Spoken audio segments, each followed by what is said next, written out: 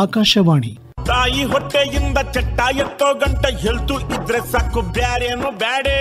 ಆರೋಗ್ಯ ದೇವಿಗೆ ಸಾಪ್ತಾಹಿಕ ಕಾರ್ಯಕ್ರಮದ ಪ್ರಾಯೋಜಕರು Subbaiah medical and dental college hospital, Shivamogga. ಇಂದಿನ ಕಾರ್ಯಕ್ರಮದಲ್ಲಿ ಅಂತರ್ಜಾಲ ಮೊಬೈಲ್ ಸ್ಕ್ರೀನ್ ವೀಕ್ಷಣಾ ಸಮಯ ಈ ಕುರಿತು ಶಿವಮೊಗ್ಗದ ಸುಬ್ಬಯ್ಯ ವೈದ್ಯಕೀಯ ಸಂಸ್ಥೆಯ ಮಕ್ಕಳ ವೈದ್ಯಕೀಯ ವಿಭಾಗದ ಸಹಾಯಕ ಪ್ರಾಧ್ಯಾಪಕರಾದ ಡಾಕ್ಟರ್ ಶ್ರೀಜಾ ಡಿ ನಾಯಕ್ ಇವರೊಂದಿಗೆ ಸಂದರ್ಶನ ಕೇಳುವಿರಿ. ಇವರನ್ನು ಸಂದರ್ಶಿಸುತ್ತಾರೆ ಡಾಕ್ಟರ್ ಸುಶ್ರಾವ್ಯ ಜೆ ಐತಾಳ್. ಕೇಳುಗರೆ, ಅಂತರ್ಜಾಲದಿಂದ ನಮ್ಮ ಮಕ್ಕಳ ಮೇಲೆ ಏನೆಲ್ಲ ಪರಿಣಾಮ ಬೀರ್ತಿದೆ ಅನ್ನೋದು ನಿಮಗೆ ತಿಳಿದೇ ಇದೆ.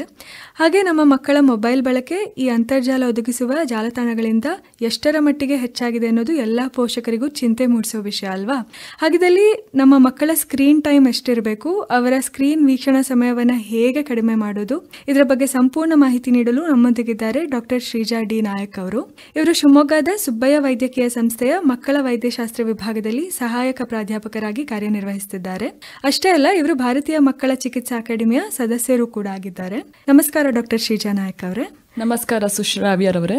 ಡಾಕ್ಟರ್, ಈಗ ಮಕ್ಕಳ ಕಾಳಜಿ ಅಂತ ಬಂದಾಗ ಪ್ರತಿಯೊಬ್ಬ ಪೋಷಕನಿಗೂ ಚಿಂತೆ ಮೂಡಿಸೋದಂದ್ರೆ ಅದು ಹೆಚ್ಚಾದ ಮೊಬೈಲ್ ಬಳಕೆ. ಈ ಮೊಬೈಲ್ ತರಹದ ಡಿಜಿಟಲ್ ಗ್ಯಾಜೆಟ್ಗಳ ಬಳಕೆ ಅಥವಾ ಮಕ್ಕಳ ಈ ಸ್ಕ್ರೀನ್ ವೀಕ್ಷಣಾ ಸಮಯ ಅವರ ಮೇಲೆ ಹೇಗೆ ಪರಿಣಾಮ ಬೀರ್ಬೋದು ಡಾಕ್ಟರ್? ಹಾಗೆ ಈ ಸ್ಕ್ರೀನ್ ಟೈಮ್ ಅಂದ್ರೆ ಏನು, ಇದ್ರ ಬಗ್ಗೆ ಹೇಳಿ. ಸ್ಕ್ರೀನ್ ಟೈಮ್ ಅಂದರೆ mobile phone, TV, computer, tab ಇಂಥ ಯಾವುದೇ ಎಲೆಕ್ಟ್ರಾನಿಕ್ ಡಿವೈಸ್ ಅನ್ನು ದಿನದಲ್ಲಿ ನೋಡುವ ಒಟ್ಟು ಅವಧಿ. ನಮಗೆ ನಮ್ಮ ಮಕ್ಕಳ ಸ್ಕ್ರೀನ್ ಟೈಮ್ ಬಗ್ಗೆ ಅರಿವಿರಬೇಕು. ನಾವು ಕೇಳುವಾಗ ಏನೋ 1 ಗಂಟೆ ಅಂತ ಅನ್ಕೊಂಡಿರ್ತಾರೆ, ಅದು ಈಸಿಲಿ 4 ಗಂಟೆ ದಾಟಿರ್ತದೆ. ಇತ್ತೀಚೆಗೆ ಸ್ಕ್ರೀನ್ ಬಳಕೆ ಮಕ್ಕಳಲ್ಲಿ ತುಂಬಾ ಜಾಸ್ತಿ ಆಗಿದೆ.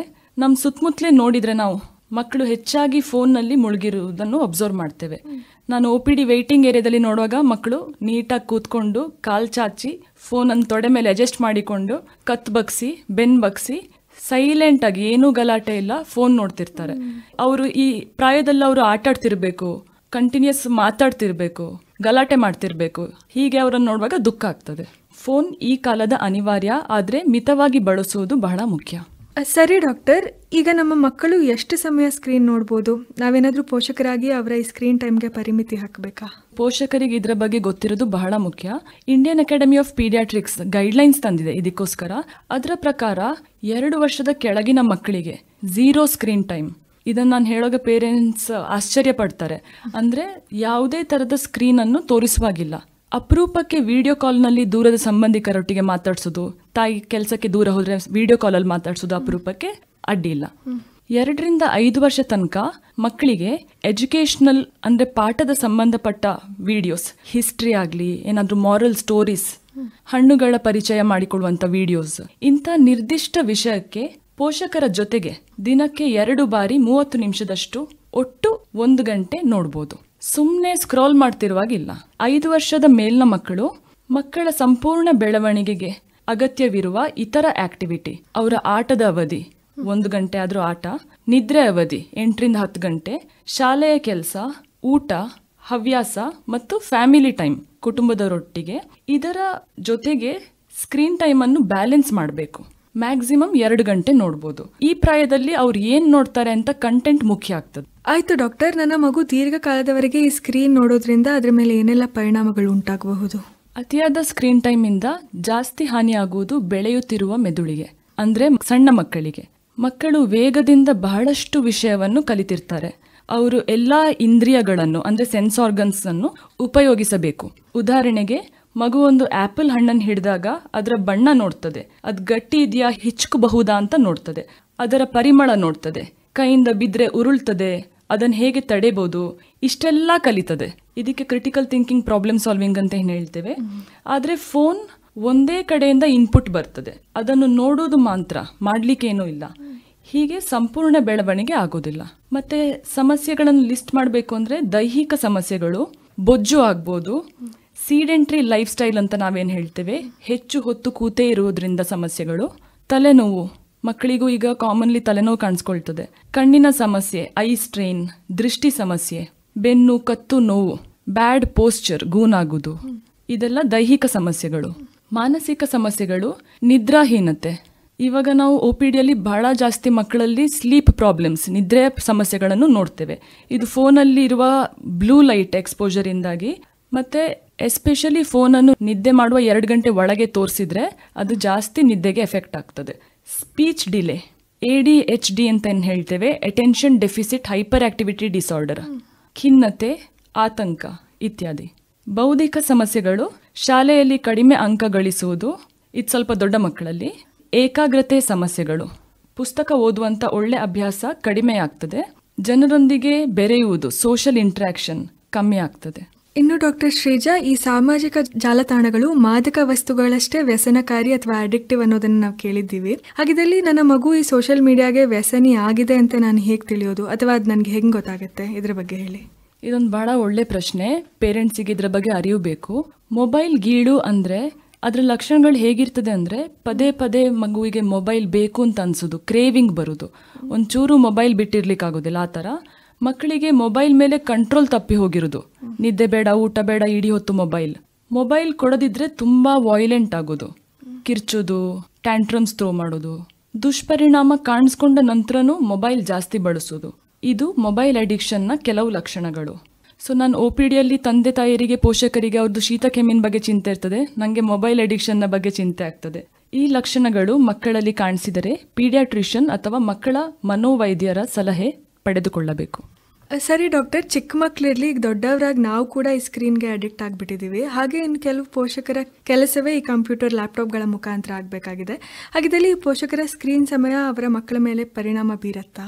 ಹೌದು, ಪೋಷಕರ ಸ್ಕ್ರೀನ್ ಟೈಮ್ ಬಹಳಷ್ಟು ಮಕ್ಕಳ ಮೇಲೆ ಪರಿಣಾಮ ಬೀರ್ತದೆ. ಮಕ್ಕಳು ಪೋಷಕರು ಹೇಳಿದ ಹಾಗೆ ಮಾಡೋದಕ್ಕಿಂತ ಹೆಚ್ಚಾಗಿ ಅವರು ಮಾಡಿದನ್ನು ನೋಡಿ ಕಲಿತಾರೆ. ಮೊಬೈಲ್ ನೋಡುತ್ತಿದ್ರೆ ಮಕ್ಕಳೊಟ್ಟಿಗೆ ಬೆರೆಯಲು, ಐ ಕಾಂಟ್ಯಾಕ್ಟ್ ಮಾಡಲು, ಮಕ್ಕಳೊಟ್ಟಿಗೆ ಮಾತನಾಡಲು, ಆಟ ಆಡಲು ತಂದೆ ತಾಯರಿಗೆ ಆಪರ್ಚುನಿಟಿ ಕಡಿಮೆ ಆಗ್ತದೆ. ಆದ ಕಾರಣ ಪೋಷಕರು ಮಕ್ಕಳಿಗೆ ರೋಲ್ ಮಾಡೆಲ್ ಆಗಿರಬೇಕು. ಆದಷ್ಟು ಫೋನನ್ನು ಅವರು ಲಿಮಿಟ್ ಮಾಡಬೇಕು. ಆಯಿತು. ಇನ್ನು ಡಾಕ್ಟರ್ ಶ್ರೀಜಾ, ಈ ಮಕ್ಕಳ ಸ್ಕ್ರೀನ್ ಟೈಮನ್ನು ಕಡಿಮೆ ಮಾಡೋದು ಹೇಗೆ? ನಮ್ಮ ಹತ್ರ ಬರುವಾಗಲೇ ಅವರು ಆಲ್ರೆಡಿ ರೂಢಿ ಆಗಿರ್ತದೆ ಫೋನ್ ಯೂಸ್ ಮಾಡಿ. ಸೊ ಕೆಲವು ಟಿಪ್ಸ್ ಏನು ಕೊಡಬೇಕಂದ್ರೆ ಪೋಷಕರಿಗೆ, ಅವರು ಏನು ಮಾಡಿದರೆ ಪ್ರಯೋಜನನೇ ಇಲ್ಲ ಅಂದರೆ ಮಕ್ಕಳ ಹತ್ರ ರಿಕ್ವೆಸ್ಟ್ ಮಾಡೋದು, ಕೊಡು ಪುಟ್ಟು ಫೋನ್ ಅಂತ ರಿಕ್ವೆಸ್ಟ್ ಮಾಡಿದರೆ ಅದಷ್ಟು ಪ್ರಯೋಜನ ಇಲ್ಲ. ಎರಡನೇದಾಗಿ ಬೈಯೋದು, ಇಡೀ ದಿನ ಫೋನ್ ನೋಡ್ತೀಯಾ, ಬಿಸಾಡ್ತೇನಾ ಫೋನನ್ನು, ಹಾಗೆ ಬೈದ್ರೆ ಅದು ಪ್ರಯೋಜನಕಾರಿ ಆಗೋದಿಲ್ಲ. ಮತ್ತೆ ಮೂರನೇದು, ಇದರ ಜವಾಬ್ದಾರಿ ಅವರಿಗೆ ಕೊಡೋದು. ಇದು ಸ್ವಲ್ಪ ದೊಡ್ಡ ಮಕ್ಕಳಲ್ಲಿ ಅವನಿಗೆ ಅನ್ಸ್ಬೇಕು ನಾನು ಫೋನ್ ಜಾಸ್ತಿ ಯೂಸ್ ಮಾಡಬಾರ್ದು, ಓದ್ಬೇಕು ಅಂತ ಅವನಿಗೆ ಅನ್ಸ್ಬೇಕು, ನಾವೆಂತ ಹೇಳೋದು, ಇದು ಪ್ರಯೋಜನಕಾರಿ ಆಗೋದಿಲ್ಲ. ಪೋಷಕರು ಏನ್ ಮಾಡ್ಬೋದು ಅಂದ್ರೆ, ಸ್ಟ್ರಿಕ್ಟ್ ಆಗಿ ಲಿಮಿಟ್ ಅನ್ನು ಮಕ್ಕಳಿಗೆ ತಿಳಿಸ್ಬೇಕು. 1 ಗಂಟೆ ಅಂದ್ರೆ 1 ಗಂಟೆ, ಅದರ ಮೇಲೆ ಬಾರ್ಗೇನ್ ಮಾಡುವಾಗಿಲ್ಲ. 5 ನಿಮಿಷ ಎಕ್ಸ್ಟ್ರಾ, 10 ನಿಮಿಷ ಕೊಡು ಅಂತ ಬಾರ್ಗೇನ್ ಮಾಡುವಾಗಿಲ್ಲ. ರಿಕ್ವೆಸ್ಟ್ ಮಾಡುವಾಗಿಲ್ಲ, ಇವತ್ತೊಂದು ದಿವಸ ಕೊಡು, ನಾಳೆಯಿಂದ 1 ಗಂಟೆ, ಈ ಥರ ಹಠ ಮಾಡುವಾಗಿಲ್ಲ. ಇದಕ್ಕೆಲ್ಲ ಅವಕಾಶ ಕೊಡಬಾರ್ದು. ಇಲ್ಲದಿದ್ರೆ ಅವರ ನಿರಾಶೆ ಜಾಸ್ತಿ ಆಗ್ತದೆ. ಅವರ ಮನಸ್ಸಲ್ಲೇ 1 ಗಂಟೆ ಅಂದರೆ 1 ಗಂಟೆ, ನಂತರ ಫೋನ್ ತಂದೆ ತಾಯಿಗೆ ಕೊಡಬೇಕು ಅಂತ ಬಂದಿರಬೇಕು. ಮಕ್ಕಳಿಗೆ ಫೋನ್ ಯಾಕೆ ಕಮ್ಮಿ ಉಪಯೋಗಿಸಬೇಕು ಅಂತ ತಿಳಿಸ್ಬೇಕು. ಅವ್ರಿಗೆ ಅದರ ದುಷ್ಪರಿಣಾಮ ಬಗ್ಗೆ ಪ್ರತಿ ಸಲ ಹೇಳ್ತಿರ್ಬೇಕು. ಕಣ್ಣಿಗೆ ಎಫೆಕ್ಟ್ ಆಗ್ತದೆ ಅಂತ ಹೆಚ್ಚಾಗಿ ಪೇರೆಂಟ್ಸ್ ಹೇಳ್ತಾರೆ, ಅದರಿಂದ ಅವರಿಗೆ ಬ್ರೈನಿಗೆ ಎಫೆಕ್ಟ್ ಆಗ್ತದೆ ಅಂತ ಹೇಳಬೇಕು. ಈಗ 4ನೇದಾಗಿ ಅವರ ಕೈಯಿಂದ ಏನಾದರೂ ತಗೊಂಡ್ರೆ ಮತ್ತೆ ಏನಾದರೂ ಅವ್ರಿಗೆ ಕೊಡಬೇಕು. ಫೋನನ್ನು ಬೇರೆ ಚಟುವಟಿಕೆ ಜೊತೆಗೆ ರಿಪ್ಲೇಸ್ ಮಾಡಬೇಕು. ಗ್ರೀನ್ ಟೈಮ್ ಅಂದರೆ ಅವರಿಗೆ ತೋಟ ಕರ್ಕೊಂಡು ಹೋಗೋದು, ಪ್ಲೇ ಟೈಮ್, ಫೋನ್ ತಗೊಂಡ್ರೆ ಒಂಚೂರು ಪಾರ್ಕಿಗೆ ಹೋಗಿ ಬರುವ, ಆಟಾಡಿ ಬರುವ ಅಂತ ಹೇಳೋದು. ಸೊ ಕೆಲವೊಮ್ಮೆ ಮಕ್ಕಳಿಗೆ ಬೋರ್ ಆಗಲಿಕ್ಕೆ ಬಿಟ್ಟರೆ ಒಳ್ಳೆಯದು. ಅವ್ರದ್ದು ಸ್ಟ್ರಿಕ್ಟ್ ಶೆಡ್ಯೂಲ್, ಬೆಳಿಗ್ಗೆದ್ದು ಇದು ಟ್ಯೂಷನ್, ಆನಂತರ ಸ್ಕೂಲ್, ಆನಂತರ ಸ್ಕೇಟಿಂಗ್ ಕ್ಲಾಸ್ ಆ ಥರ ಇರುವಕ್ಕಿಂತ ಒಂಚೂರು ಅವರಿಗೆ ಬೋರ್ ಆಗಲಿಕ್ಕೆ ಬಿಡೋದು ಒಳ್ಳೆಯದು. ಯಾಕಂದರೆ ಅದು ಅವ್ರದ್ದು ಕಲ್ಪನಾ ಶಕ್ತಿಯನ್ನು ಜಾಸ್ತಿ ಮಾಡ್ತದೆ. ಡಾಕ್ಟರ್, ಇನ್ನು ಕೆಲವು ಮಕ್ಕಳು ಈ TV ಅಥವಾ ಮೊಬೈಲ್ ಇಲ್ಲದೆ ಊಟ ಮಾಡೋದೇ ಇಲ್ಲ, ಇದರಿಂದ ಏನು ಅಡ್ಡ ಪರಿಣಾಮ ಇಲ್ವಾ? ಹಾಗೆ ಅವರು ಊಟ ಮಾಡೋ ಸಮಯದಲ್ಲಿ ಈ ಸ್ಕ್ರೀನ್ ನಿಯಂತ್ರಣ ಹೇಗೆ ಮಾಡೋದು, ಇದ್ರ ಬಗ್ಗೆ ಹೇಳಿ. ಇದು ಒಂದು ನಾವು ಬಹಳಷ್ಟು ನೋಡ್ತೇವೆ ಪೀಡಿಯಾಟ್ರಿಕ್ OPDಯಲ್ಲಿ. ತುಂಬಾ ಪೋಷಕರು ಮಕ್ಕಳಿಗೆ ಊಟದ ಜೊತೆ ಫೋನ್ ತೋರಿಸುವ ರೂಢಿ ಮಾಡಿರ್ತಾರೆ. ಮಕ್ಕಳು ಚೆನ್ನಾಗಿ ಊಟ ಮಾಡಬೇಕು ಅಂತ ಇದು ಸುಲಭ ದಾರಿ ಅಂತ ಅವ್ರು ಅನ್ಕೊಂಡಿರ್ತಾರೆ. ಫೋನ್ ಕೊಟ್ರೆ ಚಂದ ಊಟ ಮಾಡ್ತಾನೆ, ಟೆನ್ಷನ್ ಮುಗೀತು ಅಂತ. ಇದರಿಂದ ಹಲವು ಸಮಸ್ಯೆ ಆಗ್ಬೋದು. ನಮ್ದು ಜೀರ್ಣಕ್ರಿಯೆ ಮೊದಲು ಮೆದುಳಿಂದ ಪ್ರಾರಂಭವಾಗ್ತದೆ. ನಾವು ಯಾವುದೇ ಆಹಾರ ಬಗ್ಗೆ ಆಲೋಚನೆ ಮಾಡಿದ್ರೆ ಸಾಕು, ಬಾಯಲ್ಲಿ ನೀರು ಬರ್ತದೆ. ಹಾಗೆ ಊಟ ಮಾಡುವಾಗ ಆಹಾರದ ಮೇಲೆ ಗಮನ ಇಲ್ಲದೆ ಫೋನ್ ನೋಡ್ತಿದ್ರೆ ಅದು ಚೆನ್ನಾಗಿ ಜೀರ್ಣ ಆಗೋದಿಲ್ಲ. ಮೈಂಡ್ಫುಲ್ ಆಗಿ ಮನಸ್ಸಿಟ್ಟು ಊಟ ಮಾಡಿದ್ರೆ ಆಹಾರ ಸರಿಯಾಗಿ ಜಗಿದು ನುಂಗ್ತಾರೆ ಮಕ್ಕಳು. ಇಲ್ಲದ್ರೆ ಹಾಗಾಗಿ ನುಂಗ್ಬೋದು. ಮೆದುಳು ಬೆಳವಣಿಗೆ ಅವಕಾಶ ತಪ್ತದೆ. ಈಗ ಸಣ್ಣ ಮಕ್ಕಳಿಗೆ ಊಟ ಮಾಡಿಸುವಾಗ ತಾಯಿ ಮಗು ಜೊತೆ ಮಾತಾಡ್ತಾಳೆ, ಕತೆ ಹೇಳ್ತಾಳೆ, ಅದಕ್ಕೆ ಮಗು ಪ್ರತಿಕ್ರಿಯೆ ನೀಡ್ತದೆ, ಹೊಸ ವಿಷಯ ಕಲಿತದೆ, ಆಹಾರ ಚೆನ್ನಾಗಿದ್ಯಾ ಇಲ್ವಾ ಅಂತ ಹೇಳ್ತದೆ, ನಗಡ್ತದೆ. ಸೊ ಫೋನ್ ತೋರಿಸಿದ್ರೆ ಈ ಕಲಿಯುವ ಅವಕಾಶ ತಪ್ತದೆ. ಫೋನನ್ನು ನೋಡಿಕೊಂಡು ಬ್ಲ್ಯಾಂಕ್ ಫೇಸ್ ಇಟ್ಕೊಂಡು ಏನೂ ಪ್ರತಿಕ್ರಿಯೆ ನೀಡದೆ ಫೋನನ್ನು ನೋಡಿಕೊಂಡು ಆಹಾರ ಹೋಗ್ತಾ ಇರ್ತದೆ ಒಳಗೆ. ಮಕ್ಕಳಿಗೆ ಹಸಿವು ಅಥವಾ ಹೊಟ್ಟೆ ತುಂಬಿರುವ ಬಗ್ಗೆ ಅರಿವು ಕಡಿಮೆ ಆಗ್ತದೆ. ಅವರಿಗೆ ಫೋನ್ ನೋಡ್ತಿದ್ರೆ ಯಾವಾಗ ಹಸಿವಾಗ್ತದೆ, ಎಷ್ಟು ತಿಂದ್ರೆ ಹೊಟ್ಟೆ ತುಂಬುತ್ತದೆ ಅಂತ ಗೊತ್ತಿರೋದಿಲ್ಲ. ಸೊ ಅದಕ್ಕೆ ಅಪೌಷ್ಟಿಕತೆ ಆಗ್ಬೋದು ಅಥವಾ ಬೊಜ್ಜುತನೂ ಆಗ್ಬೋದು. ಎರಡು ಕಡೆನೂ ಅದರ ಎಫೆಕ್ಟ್ ಆಗ್ತದೆ. ಊಟದ ಜೊತೆ ಫೋನ್ ತೋರಿಸುವ ರೂಢಿ ಆಗಿದ್ರೆ ಏನ್ ಮಾಡಬೇಕು ಅಂದ್ರೆ, ಫಸ್ಟಿಗೆ ಮಕ್ಕಳನ್ನು ಮೆಂಟಲಿ ರೆಡಿ ಮಾಡಬೇಕು. ನಾಳೆಯ ತಿಂಡಿ ನಾವೆಲ್ಲರೂ ಜೊತೆಗೆ ಫೋನ್ ಇಲ್ಲದೆ ತಿನ್ನುವ ಅಂತ ಹೇಳ್ಬೇಕು ಅವರಿಗೆ. ಫಸ್ಟಿಗೆ ತುಂಬಾ ಸಮಯದಿಂದ 3 ಹೊತ್ತು ಫೋನ್ ಕೊಟ್ಟು ರೂಢಿ ಆಗಿದ್ರೆ ಅದನ್ನು ನಿಧಾನವಾಗಿ ಕಡಿಮೆ ಮಾಡಬೇಕು. ಒಮ್ಮೆಲೆ ಮಾಡಿದ್ರೆ ಅವರು ತಿನ್ನದಿರ್ಬೋದು. ಒಮ್ಮೆಗೆ 3 ಹೊತ್ತು ಊಟ ಫೋನ್ ಇಲ್ಲ ಅಂತ ಹೇಳಿದ್ರೆ ಕಷ್ಟವಾಗ್ಬೋದು. 1 ಊಟ ಫೋನ್ ಇಲ್ಲದೆ, ಆಮೇಲೆ 2 ಹೊತ್ತಿನ ಊಟ ಫೋನ್ ಇಲ್ಲದೆ, ಹೀಗೆ ಕ್ರಮೇಣವಾಗಿ ನಿಧಾನವಾಗಿ ಕಮ್ಮಿ ಮಾಡಬೇಕು. ಫೋನ್ ಕೊಟ್ಟು ಜಾಸ್ತಿ ತಿನ್ಸೋಕ್ಕಿಂತ ಫೋನ್ ಇಲ್ಲದೆ ಕಮ್ಮಿ ತಿನ್ಸಿದ್ರೆ ಒಳ್ಳೇದು. ಆ ಒಂದು ಎಕ್ಸ್ಟ್ರಾ ಇಡ್ಲಿ ಫೋನ್ ಕೊಟ್ಟ ನಂತರ ಒಂದು 3 ರೊಟ್ಟಿ ತಿಂತ ನಂತರ ಆ ಒಂದು ಎಕ್ಸ್ಟ್ರಾ ರೊಟ್ಟಿಗೋಸ್ಕರ ಫೋನ್ ಕೊಡಬಾರ್ದು. 2 ಇಡ್ಲಿ ತಿಂದ್ರೆ ಅಡ್ಡಿಲ್ಲ. ಡಾಕ್ಟರ್, ಇನ್ನು ಕೊನೆಯದಾಗಿ ಕೇಳೋದಾದ್ರೆ, ಈ ಮಕ್ಕಳಲ್ಲಿ ಸ್ಕ್ರೀನ್ ವೀಕ್ಷಣಾ ಸಮಯ ಅನ್ನೋದು ಎಷ್ಟು ದೊಡ್ಡ ಸಮಸ್ಯೆ ಆಗಿದೆ, ನೀವು ಇದ್ರ ಬಗ್ಗೆ ಏನು ಹೇಳ ಬಯಸ್ತೀರಾ? ಇದು ಸ್ಕ್ರೀನ್ ವೀಕ್ಷಣೆ ಜಾಸ್ತಿ ಆದಾಗ ಅದಕ್ಕೆ ಏನೆಲ್ಲ ದುಷ್ಪರಿಣಾಮ ಬರ್ತದೆ ಇದ್ರ ಬಗ್ಗೆ ನಮಗೆ ಹೆಚ್ಚು ಗೊತ್ತಿಲ್ಲ. ಯಾಕಂದ್ರೆ ಫೋನ್ ಎಲ್ಲರ ಕೈಗೆ ಬಂದು ಈಗ 10-15 ವರ್ಷ ಆಯ್ತಷ್ಟೇ. ಇತ್ತೀಚೆಗೆ ಟೆಕ್ನಾಲಜಿ ಅದರ ದುಷ್ಪರಿಣಾಮ ಮೇಲಿನ ಸಂಶೋಧನೆಗಿಂತ ಬಹಳ ವೇಗವಾಗಿ ಪ್ರಗತಿಯಾಗುತ್ತಿದೆ. ಫೋನ್ ಬಳಕೆಯಿಂದ ಆಗುವ ಲಾಂಗ್ ಟರ್ಮ್ ಎಫೆಕ್ಟ್ಸ್ 10 ವರ್ಷ 15 ವರ್ಷ 20 ವರ್ಷ ನಂತರ ಏನಾಗ್ಬೋದು ಇದರ ಬಗ್ಗೆ ನಮಗೆ ಗೊತ್ತಿಲ್ಲ, ಕಾದ್ ನೋಡ್ಬೇಕಷ್ಟೆ. ಕೊನೆಯದಾಗಿ ಏನು ಹೇಳಲು ಇಚ್ಛೆ ಪಡ್ತೇನೆಂದ್ರೆ, ತುಂಬಾ ಪೋಷಕರಿಗೆ ಸ್ಕ್ರೀನ್ ಟೈಮ್ ಬಗ್ಗೆ ಅರಿವಿರುವುದಿಲ್ಲ. OPD ಅಲ್ಲಿ ನಾನು ಮಾತಾಡ್ಸುವಾಗ ಅವ್ರು ಹೇಳ್ತಾರೆ ಫೋನ್ ತೋರಿಸೋದೇ ಇಲ್ಲ, ಟಿವಿ ಮಾತ್ರ ನೋಡೋದು ಅಂತ. ಟಿವಿ ಓಕೆ ಅಂತ ಅನಿಸ್ತದೆ ಅವರಿಗೆ. ಅವ್ರು ಕೆಲವೊಮ್ಮೆ ಹೇಳ್ತಾರೆ ಫೋನ್ ಬರೀ ಖಾಲಿ ಊಟದ ಜೊತೆ ನೋಡ್ತಾನೆ, ಬಾಕಿ ಟೈಮ್ ನೋಡೋದಿಲ್ಲ ಅಂತ. ಸೊ ಅದು ಅವರಿಗೆ ತಪ್ಪು ಅಂತ ಗೊತ್ತಿರೋದಿಲ್ಲ. 2 ವರ್ಷದ ಕೆಳಗಿನ ಮಕ್ಕಳಿಗೆ ಫೋನ್ ತೋರಿಸಬಾರ್ದು ಅಂತ ಹೇಳುವಾಗ ಅವರಿಗೆ ಆಶ್ಚರ್ಯ ಆಗ್ತದೆ. ಯಾಕಂದ್ರೆ ಆವಾಗಲೇ ಮಗುವಿಗೆ ಫೋನ್ ರೂಢಿ ಆಗಿರ್ತದೆ. ಸೊ ಸ್ಕ್ರೀನ್ ಟೈಮ್ ಬಗ್ಗೆ ಅವರಿಗೆ ಮಾಹಿತಿ ನೀಡುವುದು ಈ ಕಾಲದ ಅತ್ಯಗತ್ಯ. ಡಾಕ್ಟರ್ ಶ್ರೀಜಾ ಡಿ ನಾಯಕ್ ಅವರೇ, ನೀವಿಷ್ಟೊತ್ತು ನಮ್ಮ ಕೇಳುಗರಿಗೆ ಮಕ್ಕಳಲ್ಲಿ ಸ್ಕ್ರೀನ್ ವೀಕ್ಷಣಾ ಸಮಯದ ಕುರಿತು ಬಹಳ ಮಹತ್ವಪೂರ್ಣವಾದ ಮಾಹಿತಿಯನ್ನು ನೀಡಿದ್ರಿ. ಧನ್ಯವಾದಗಳು ನಿಮಗೆ. ನಮಸ್ಕಾರ. ಧನ್ಯವಾದಗಳು. ಇದುವರೆಗೂ ಅಂತರ್ಜಾಲ ಮೊಬೈಲ್ ಸ್ಕ್ರೀನ್ ವೀಕ್ಷಣಾ ಸಮಯ ಈ ಕುರಿತಾಗಿ ಶಿವಮೊಗ್ಗದ ಸುಬ್ಬಯ್ಯ ವೈದ್ಯಕೀಯ ಸಂಸ್ಥೆಯ ಮಕ್ಕಳ ವೈದ್ಯಕೀಯ ವಿಭಾಗದ ಸಹಾಯಕ ಪ್ರಾಧ್ಯಾಪಕರಾದ ಡಾಕ್ಟರ್ ಶ್ರೀಜಾ ಡಿ ನಾಯಕ್ ಇವರೊಂದಿಗೆ ಸಂದರ್ಶನ ಕೇಳಿದಿರಿ. ಇವರನ್ನು ಸಂದರ್ಶಿಸಿದವರು ಸುಶ್ರಾವ್ಯ ಜೆ ಐತಾಳ್. ನೀವು ವಿವಿಧ ರೀತಿಯ ಆರೋಗ್ಯ ಸಮಸ್ಯೆಗಳನ್ನ ಎದುರಿಸ್ತಾ ಇದ್ದೀರಾ? ಕ್ಯಾನ್ಸರ್, ನರರೋಗ, ಹೃದ್ರೋಗ, ಕಣ್ಣಿನ ಸಮಸ್ಯೆ, ದಂತ ಸಮಸ್ಯೆ, ಮಕ್ಕಳಿಗೆ ಬರುವ ವಿವಿಧ ವೈದ್ಯಕೀಯ ಸಮಸ್ಯೆಗೆ ಚಿಕಿತ್ಸೆ ಪರಿಹಾರ ಬೇಕಾಗಿದೆಯಾ? ವಿವಿಧ ರೀತಿಯ ಆರೋಗ್ಯ ಸಮಸ್ಯೆಯ ಚಿಕಿತ್ಸೆಗೆ ಅತ್ಯಂತ ಹೆಚ್ಚಿನ ಹಣ ಖರ್ಚಾಗುತ್ತೆ ಅಂತ ಯೋಚಿಸ್ತಾ ಇದ್ದೀರಾ? ಯೋಚಿಸಬೇಡಿ. ಅತಿ ಕಡಿಮೆ ಖರ್ಚಿನಲ್ಲಿ ಆರೋಗ್ಯ ಚಿಕಿತ್ಸೆಗಾಗಿ ಸಂಪರ್ಕಿಸಿ Subbaiah dental and medical college hospital, Purle, Shivamogga. ಇದಲ್ಲದೆ ಎಲ್ಲ ರೀತಿಯ ಹೆಲ್ತ್ ಇನ್ಶೂರೆನ್ಸ್ ಮತ್ತು ಸುಬ್ಬಯ್ಯ ಹೆಲ್ತ್ ಕಾರ್ಡ್ಗೂ ಅವಕಾಶ ಇದೆ. ಹೆಚ್ಚಿನ ಮಾಹಿತಿಗಾಗಿ ಸಂಪರ್ಕಿಸಿ 7020990587 7022990587. ಅಣ್ಣನ್ಗೆ ಕಾಯಿಲೆ ಮೊನ್ನೆಯಿಂದ, ಅಪ್ಪನ್ಗೆ ಉಸಿರೇ ಸಾಕಾಗಿದೆ.